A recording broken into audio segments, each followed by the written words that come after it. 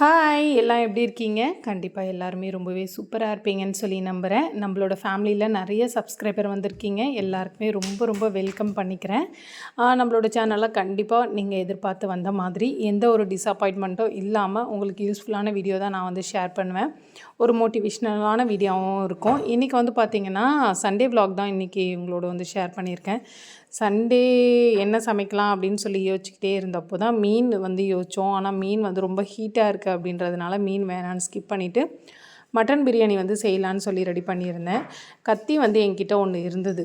நான் வந்து வச்சுருந்ததே ஒரு கத்தி தான். மீதி கத்திலாம் இருக்கும், அதெல்லாம் வந்து நம்மளுக்கு பயன்படாது. வீட்டில் நிறைய பொருள் இருந்தாலும் ஏதாச்சும் ஒன்று தான் நம்ம பயன்படுத்துவோம். அந்த மாதிரி ரொம்பவே எனக்கு அந்த கத்தி வந்து யூஸ்ஃபுல்லாக இருந்ததா, டக்குன்னு என்னாச்சு, உடஞ்சிருச்சு. சரி, ஏன்னா இவ்வளோ ஆனியன் நான் கட் பண்ணுறதுக்கு கண்டிப்பாக எனக்கு வந்து கத்தி நல்ல ஒரு ஷார்ப்பாக வேணும். டைமும் ஆகிடுச்சு ஆல்மோஸ்ட் அப்படின்றதுனால இவங்க வந்து வெங்காயம் ஸ்லைசரில் வந்து போட்டுட்டேன். இது வந்து வாங்கினதுலேருந்தே ஒரு 2-3 டைம்ஸ் தான் நான் வந்து யூஸ் பண்ணியிருக்கேன். அதுக்கப்புறம் யூஸ் பண்ணதே இல்லை. இது வந்து எப்படி யூஸ் பண்ணுறதுன்னு பார்ப்போமா? ஸோ இதை வந்து செட் பண்ணுறது இப்படி தான் வந்து செட் பண்ணணும். இதில் வந்து பிளைட் கொடுத்துருப்பாங்க, நம்மளுக்கு ஸ்லைசஸ் எவ்வளோ பெருசாக வேணும்னு. இது ரொம்ப வந்து தின்னாக இருக்கும், இன்னொன்று கொஞ்சம் வந்து திக்காக இருக்கும். ஸோ அந்த மாதிரி இதிலே வந்து கேரட், அந்த பீட்ரூட் இதெல்லாம் வந்துக்கும் திருவிக்கலாம். நம்ம இதிலே வந்து மாவும் வந்து பிசைஞ்சிக்கலாம். நான் ஒரு 2-3 டைம்ஸ் தான் போட்டிருப்பேன் மேக்ஸிமம். அதிகமாக நான் யூஸ் பண்ண மாட்டேன், நம்மளுக்கு தான் கையே இருக்கே அப்படின்ற மாதிரி கையில் தான் அதிகமாக வந்து யூஸ் பண்ணுவோம். ஸோ இந்த மாதிரி ஆனியனை வந்து போட்டுட்டு லைட்டாக நம்ம இதை வச்சு அழுத்தினோன்னா அழகாக வந்து ஸ்லைஸ் பண்ணி கொடுத்துருவாங்க. ஒரு நிமிஷத்துலேயே வந்து பார்த்தோன்னா வெங்காயம் வந்து ஒரு 10 வெங்காயம் போல் நம்ம கட் பண்ணிடலாம். ஸோ ரொம்ப யூஸ்ஃபுல்லான ப்ராடக்ட் தான். நம்ம அதிகமான குவான்டிட்டி செய்யும் போது இதை வந்து யூஸ் பண்ணிக்கலாம். மற்றபடிக்கு நம்ம கம்மியாக செய்யும் போது ஈஸியாக கையிலேயே வந்து கட் பண்ணிக்கலாம். ஏன்னா நெக்ஸ்ட் நம்ம இதை எடுத்து வாஷ் பண்ணுறதுக்கே நான் சோம்பேறிப்பட்டுட்டு என்ன பண்ணுவேன் அப்படின்னா கையிலேயே தான் மேக்ஸிமம் கட் பண்ணிப்பேன். இன்றைக்கி கத்தி இல்லாததுனால தான் இதையுமே நான் வந்து எடுத்திருக்கேன். ஸோ அவ்வளோதான். ஆனியன் எல்லாமே வந்து பார்த்தோன்னா ஒரு நிமிஷத்துக்குள்ளவே வந்து நல்லா சூப்பராக வந்து ஸ்லைஸ் பண்ணி கொடுத்துருச்சு. பார்த்திங்கன்னா தெரியும். பிரியாணிக்கு அப்படின்னும் போது ரொம்ப ஸ்லைசஸாக இருந்தால் கொஞ்சம் சீக்கிரமாக வந்து ரோஸ்ட் ஆகும், நல்லா வதங்கி வரும் அப்படின்னு சொல்லிட்டு இதில் வந்து ரொம்ப ஸ்லைசஸ் தான் போட்டேன். ஸோ நெக்ஸ்ட் வந்து பார்த்தோன்னா இதை யூஸ் பண்ணுறது நம்ம வந்து மிக்ஸி அந்த மோடில் போட்டுறக்கூடாது, பல்ஸ் மோடில் தான் இதை வந்து போடணும். அதில் வந்து நம்ம போட்டோன்னாவே போதும். நீங்கள் அதில் போட்டிங்கன்னா ரொம்ப மிக்ஸி வந்து வேஸ்ட்டாக போயிடும் அப்படின்னு வந்து சொன்னாங்க. எனக்கும் அந்த குக்கருக்கும் உண்மையாலுமே சொல்கிறேங்க, நான் வாங்கினதுலேருந்து இதோட 4-5 குக்கர் என்கிட்ட இருக்குது. குக்கருக்கும் எனக்கும் ஆகவே ஆகாதுன்னு தான் சொல்லலாம். ஏன் அப்படின்னா நான் எத்தனை குக்கர் வாங்கினாலும் அதுக்கு என்ன அதுக்கு பிடிக்கலையா, எனக்கு அதை பிடிக்கலையானே தெரியல. ஸோ பொங்கி அப்படியே ஊற்றும். இந்த குக்கருமே அப்படி தான். பருப்பு ஒரு சிலதெல்லாம் வைக்கும்போது பொங்க மாட்டேன்னுது. இது வந்து நான் இன்றைக்கி மட்டன் வேக வச்சுன்னா அதோட தண்ணி ஃபுல்லாக வந்து பார்த்தோன்னா குக்கருக்குள்ளே இல்லை, எல்லாமே வந்து வெளியே தான் இருக்குது. ஸோ நெக்ஸ்ட்டு வந்து பார்த்தோன்னா ஹஸ்பண்ட் வந்து சீரக சம்பா ரைஸ் வந்து வாங்கிட்டு வந்திருந்தாங்க. அதில் தான் இன்றைக்கி வந்து பிரியாணி செய்ய போகிறேன். மோஸ்ட்லி வந்து பார்த்தோன்னா சீரக சம்பா பிரியாணி தான் எங்கள் வீட்டில் வந்து அதிகமாக இருக்கும். அந்த ரைஸ் அவ்வளோவா விரும்ப மாட்டேங்கிறாங்க, என்னன்னு தெரியல. ஸோ இதில் செஞ்சால் கொஞ்சம் கூட சாப்பிட்லாம், அந்த மாதிரி தான் இருக்கும் டேஸ்ட்டும், திகட்டவும் செய்யாது. ஸோ அதனால் வந்து இன்றைக்கி சீரக சம்பாவில் தான் வந்து செய்வோன்னு சொல்லிட்டு ரெடி பண்ணிகிட்டு இருந்தேன். இதோடவே வந்து மல்லி, புதினா, கருவேப்பிலை, லெமனு, ஆனியன் பச்சடிக்கு வந்து பார்த்தோன்னா கொஞ்சம் குக்கும்பரும் சேர்த்து வந்து வாங்கிட்டு வந்திருந்தாங்க. குக்கும்பர் மாங்காய் சீசன் இல்லையா, கேரட் இதெல்லாம் போட்டு நம்ம பண்ணோன்னா சூப்பராக இருக்கும் டேஸ்ட்டு. ஸோ இதில் வந்து பார்த்தோன்னா அந்த குட்டி படியில் வந்து 2 படி வந்து எடுத்திருக்கேன். அதுவே போதுமாக இருக்கும் அப்படின்னு சொல்லிட்டு. இதுவே எங்களுக்கு வந்து பார்த்தோன்னா 2 வேளைக்கு நாங்கள் வச்சு சாப்பிடுவோம். ஏன்னா நாங்கள் எல்லாம் கொஞ்சம் தான் வந்து சாப்பிடுவோம். நைட்டுக்குமே வந்து இது யூஸ் ஆகும். நெக்ஸ்ட்டு வந்து பார்த்தோன்னா தெரியாதவங்க நியூ கப்புள்ஸ்க்கு மட்டும் சொல்கிறேன். எப்போ நம்ம வந்து அரிசி எடுத்தாலும் அதில் வந்து கொஞ்சமாக வந்து அந்த படியில் வந்து ஒரு 2-3 அரிசியாவது வந்து போடணும். அப்போ தான் வந்து எப்படி சொல்கிறது, செழிப்பாக இருப்பாங்க அப்படின்லாம் சொல்லுவாங்கள்ல. ஸோ அந்த மாதிரி போட்டால் நல்லது எல்லாத்துக்குமே அப்படின்ற மாதிரி இருக்கும். இந்த குக்கர் பண்ண வேலைக்கு எனக்கு என்ன தோணுச்சுன்னா, பேசாமல் பாத்திரத்துலேயே வச்சுருந்துருக்கலாம், ஒரு 5 நிமிஷம் லேட்டாக இருந்தாலும் பரவாயில்ல அப்படின்ற மாதிரி தான் தோணுச்சு. அடித்த விசிலுக்கு என்ன ஆச்சு அப்படின்னா பக்கத்தில் சைடில் இருக்க ஆயில் பாட்டிலு, உப்பு ஜாடி எல்லாமே வந்து இதுவாகிடுச்சு. அது மட்டும் இல்லாமல் நான் ஒரு ஆர்வக்கோளாறில் டைம் ஆகிடுச்சு அப்படின்ட்டு என்ன பண்ணேன், சரி நம்ம குக்கர் தான் ஆஃப் பண்ணிட்டோம் அப்படின்னு சொல்லிட்டு ஒரு 2 நிமிஷத்துலேயே விசிலை எடுத்துட்டேன். அது என்ன ஆச்சு அப்படின்னா ஃபுல்லாக ரூஃபில் போயிட்டு நல்லா வந்து இதோட தண்ணி போய் அடித்து அங்கேருந்தே வந்து ஒழுக ஆரம்பிச்சிருச்சு. இது என்னடா இன்றைக்கி நம்ம எப்போ ஏதாச்சும் ஒன்று நல்லா செய்வோம், கொஞ்சம் சீக்கிரம் செய்யணும் அப்படின்னு நினைக்கும்போது தான் ஏதாவது கூட வேலை வரும். அந்த மாதிரி தான் எனக்கு இருந்தது. மேலெல்லாம் ஏறி கையோடு துடைச்சிட்டோன்னா கொஞ்சம் துடைக்கிறது க்ளீன் பண்ணுற வேலை கொஞ்சம் ஈஸியாக இருக்கும் அப்படின்னு சொல்லிட்டு துடைச்சி விட்டுட்டேன். அடுப்பையும் கொஞ்சம் நம்ம லைட்டாக இப்போ க்ளீன் பண்ணிக்கலாம், அப்புறம் என்ன டீப் க்ளீனிங் பண்ணிக்கலாம் அப்படின்னு சொல்லிட்டு அதையும் கொஞ்சம் க்ளீன் பண்ணி விட்டுட்டு தான் சமைக்கவே ஆரம்பித்தேன். மசாலா எதுவுமே போடாமல் நல்லா இந்த மாதிரி சாஃப்டாக வந்து கறி வெந்ததுக்கப்புறம் அந்த உப்பு கறி வந்து எனக்கு ரொம்ப பிடிக்கும். அது என்னமோ தெரியல, என்ன தான் நம்ம டேஸ்ட்டாக கிரேவி மாதிரியோ என்ன நம்ம சுக்காவோ எது பண்ணாலும் சரி, ஆனால் இந்த உப்பு கறியோட டேஸ்ட் வந்து எனக்கு ரொம்ப பிடிக்கும் சின்ன வயசுலேருந்தே சாப்பிட்டதுனால. சரி, நெக்ஸ்ட் வந்து பார்த்தோன்னா பிரியாணி தலைக்க ஆரம்பிச்சிடலாம். பிரியாணிக்கு தேவையான அளவுக்கு ஆயில் வந்து எடுத்துக்கோங்க. நான் இன்றைக்கி வந்து 2 கரண்டி அளவுக்கு வந்து ஆயில் வந்து எடுத்திருக்கேன். பிரியாணி ஸ்பைசஸ் வந்து ஆட் பண்ணிக்கலாம். மெயினாக வந்து சீரக சம்பாவுக்கு வந்து பார்த்தோன்னா இந்த கல்பாசி வந்து சேர்ப்பேன். இது சேர்த்தோன்னா இன்னும் நல்ல கொஞ்சம் தான் சேர்க்கணும், ரொம்ப சேர்த்துட்டாலும் ரொம்ப மணமாக இருக்கும், சூப்பராக இருக்கும் டேஸ்ட்டு. அது நல்லா பொரிஞ்சு வந்ததுக்கப்புறம் நம்ம கட் பண்ணி வச்சுருக்க ஆனியனை வந்து இதோட வந்து சேர்த்து நல்லா வந்து ப்ரௌன் ஆகணும். பிரியாணிக்கு வந்து மெயினே வந்து பார்த்தோன்னா நம்ம போடுற வெங்காயம் வந்து நல்லா ப்ரௌன் ஆகணும். அப்போ தான் வந்து பிரியாணி வந்து ரொம்பவே டேஸ்ட்டாக இருக்கும். நீங்கள் அவசரத்துக்கு செஞ்சாலும் சரி, வெங்காயம் மட்டும் நல்லா வந்து வதங்க விட்டுக்கோங்க. நெக்ஸ்ட் வந்து பார்த்தோன்னா ஒரு 3 பச்சை மிளகாய் போல் இதோட வந்து ஆட் பண்ணிக்கிறேன். ஆட் பண்ணிவிட்டு நல்லா ப்ரௌன் ஆனதுக்கப்புறம் தான் வந்து இஞ்சி பூண்டு பேஸ்ட் வந்து ஆட் பண்ணிவிட்டு தக்காளி வந்து ஆட் பண்ணிக்கணும். கடையில் நாங்கள் செய்யும்போது வந்து பார்த்தோன்னா அடுப்பு நல்லா ஹை ஸ்பீடில் இருக்கும். அதனால் எல்லாமே டக்குன்னு வதங்கி வந்துடும். நம்ம செய்கிறதுக்கும் கொஞ்சம் ஈஸியாக இருக்கும். வீட்டில் நம்ம பிரியாணி செய்யும்போது இது கொஞ்சம் வந்து ஸ்லோவாக இருக்குமா, நம்மளுக்கு நின்று செய்கிறதுக்கு கொஞ்சம் கடுப்பு தான் எனக்கு அடிக்குது. கடைக்கும் இதுக்கும் சொல்லப்போனால் கடையில் கொஞ்சம் ஈஸியாக வேலை முடிகிற மாதிரி இருக்கும். ஸோ நெக்ஸ்ட் வந்து பார்த்தோன்னா தக்காளி இதோடு ஆட் பண்ணிவிட்டு வதக்கி விட வேண்டியதுதான். குட்டிங்களுக்கு வந்து பசி வந்துருச்சா, கிச்சனில் வந்து ரெடி ஆகிடுச்சான்னு வந்து கேட்டுக்கிட்டே இருந்தாங்க. சரி, அரிசி வந்து வச்சுருந்தேன். அரிசி பைத்தியம் தான் சொல்லணும் சின்னவன். ஸோ எப்போ டிஃபனுக்கு ஊற வச்சாலும் சரி அதை வந்து எடுத்து சாப்பிட்றான். அதை வேணான்னு சொன்னாலும் கேட்கவே மாட்டேங்கிறான்.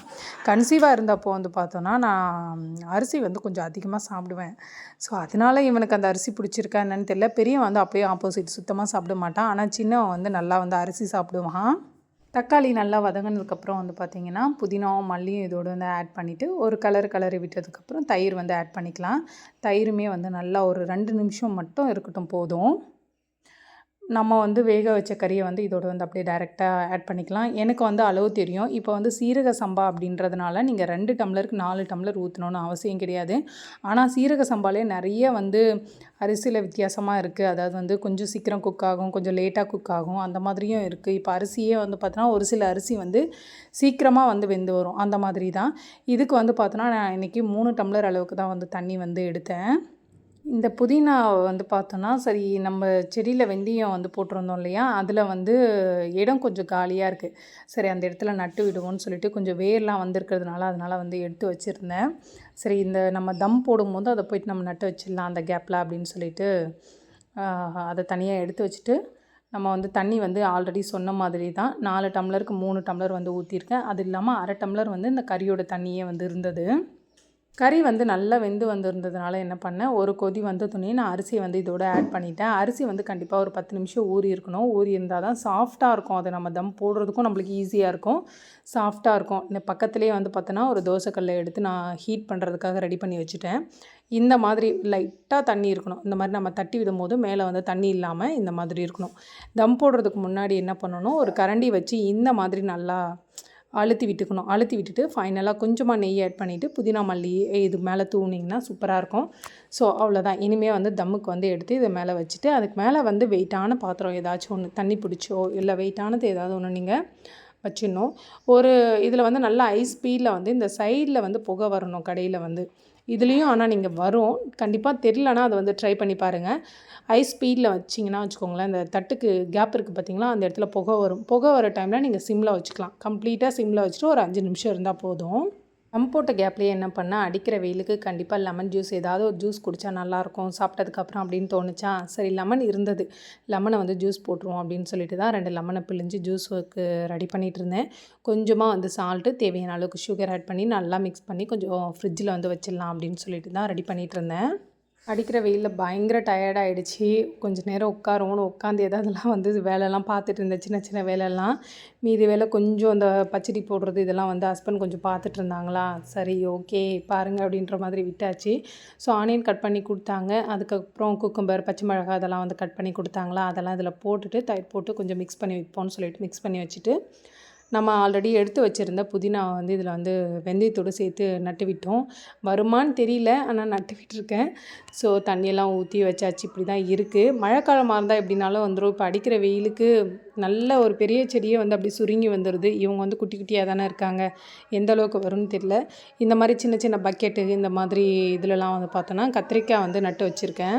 கொஞ்ச நேரம் ரிலாக்ஸாக உட்காந்து தோட்டத்துலேருந்து பறிச்சுட்டு வந்த வேர்க்கடலையை உட்காந்து சாப்பிட்டுட்டு இருந்தோம். அதுக்குள்ளவே வந்து குட்டிக்கு வந்து பசிக்குதுன்னு சொல்லிக்கிட்டே இருந்தான். அந்த பசி எப்படின்னா சாப்பாட்டுக்காக இல்லை, இந்த வாட்டர்மெலான் வேணும்னு வந்து சொல்லிட்டு இருந்தானா, சரி கட் பண்ணி கொடுப்போம், கொஞ்சம் லேட் ஆகும் அப்படின்ற மாதிரி இருந்ததா, சரின்னு கட் பண்ணி கொடுத்தோம். அதில் வந்து பார்த்தோன்னா அவரோட பேர் எழுதினார். அது பயங்கர ஹாப்பியாக இருந்தது. நான் சொல்லி கொடுத்தேன், ஆனால் அப்பப்போ மறந்துடுவான் அவன்.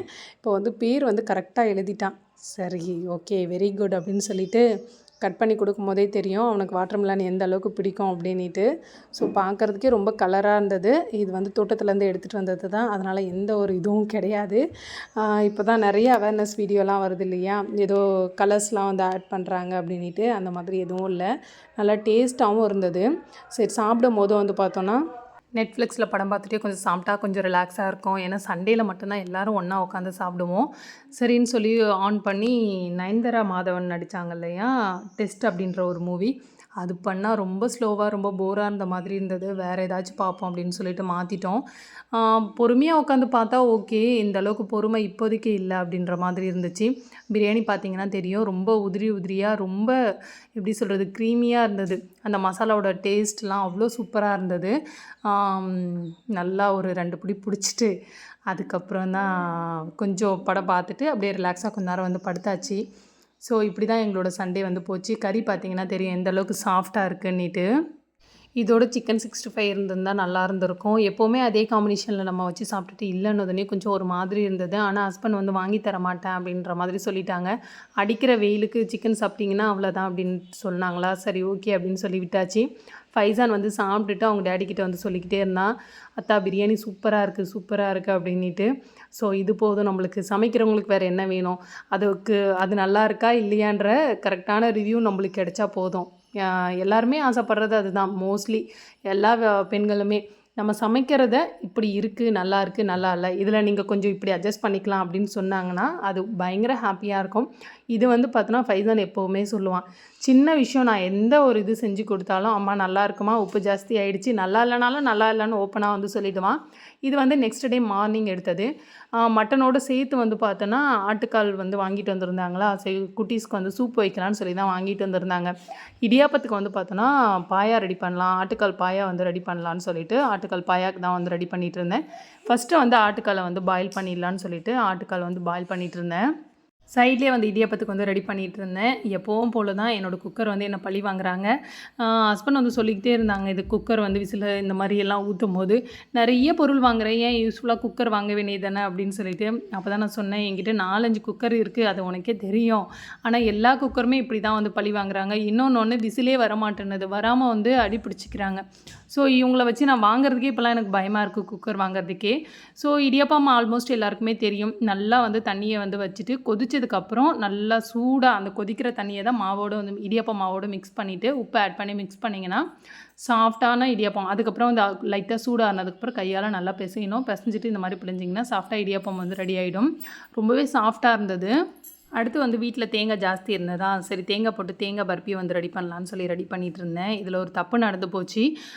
நான் வந்து பாகு எடுக்கும் போது என்னாச்சு அப்படின்னா, ஒரு 2-3 நிமிஷத்துக்கு முன்னாடியே வந்து எடுத்ததுனால பாகு வந்து கரெக்டாக அந்த வரல. அதனால் என்ன பண்ணுறதுன்னு தெரியல அப்படின்ற மாதிரி இருந்தது. ஆனால் ஒரு பிளேட்டில் போட்டு ஆற வச்சதுக்கப்புறம் வந்து பார்த்தோன்னா கொஞ்சம் இதுவாக இருந்தது. ஹஸ்பண்ட் வந்து எனக்கு பிடிச்ச டிசைனில் நான் ஏதோ ஒன்று பண்ணிக்கிறேன் அப்படின்ற மாதிரி குட்டீஸ்க்கு இந்த மாதிரி பண்ணி கொடுத்தாங்களா, சரி ஓகே அது கொஞ்சம் ஆறுனா தான், ஆறுறதுக்கு முன்னாடி எப்படி இருக்கும், கொஞ்சம் உதிரியாக தானே இருக்கும், அந்த மாதிரி இருந்தது. ஆறுனதுக்கப்புறம் கரெக்டாக வந்திருந்தது. அடுத்து வந்து பார்த்தோன்னா குட்டியை அழைச்சிட்டு எங்கே வந்திருக்கோம் அப்படின்னா, வாட்ச் வாங்குறதுக்காக வந்திருக்கோம். ஒரு 2 வாரம் 3 வாரமாக வந்து பார்த்தோன்னா வாட்ச் வந்து கேட்டுட்ருக்கான். சரி இன்றைக்கி வாங்கி கொடுப்போம் அப்படின்ற மாதிரி. எத்தனை வாட்ச் வாங்கி கொடுத்தாலும் அதை எப்படினாலும் உடைச்சிட்றான். ஸோ அவனுக்கு பிடிச்ச மாதிரி வாங்கி கொடுப்போம்னு சொல்லி அழைச்சிட்டு வந்தோமா. இந்த வாட்ச் தான் அவர் வந்து செலக்ட் பண்ணியிருக்காரு. இதில் குட்டியாக வந்து ஒரு காருமே நல்லா சுற்றிட்டே இருந்தது. ஸோ அவ்வளோதான். இந்த வீடியோ உங்களுக்கு பிடிச்சிருக்கும்னு நினைக்கிறேன். பிடிச்சிருந்தா மறக்காமல் லைக் பண்ணுங்கள், ஷேர் பண்ணுங்கள், சப்ஸ்கிரைப் பண்ணுங்கள். இன்னொரு சூப்பரான இன்ட்ரெஸ்டிங்கான வீடியோவில், யூஸ்ஃபுல்லான வீடியோவில் நான் உங்களை சந்திக்கிறேன். அது வரைக்கும் பாய்.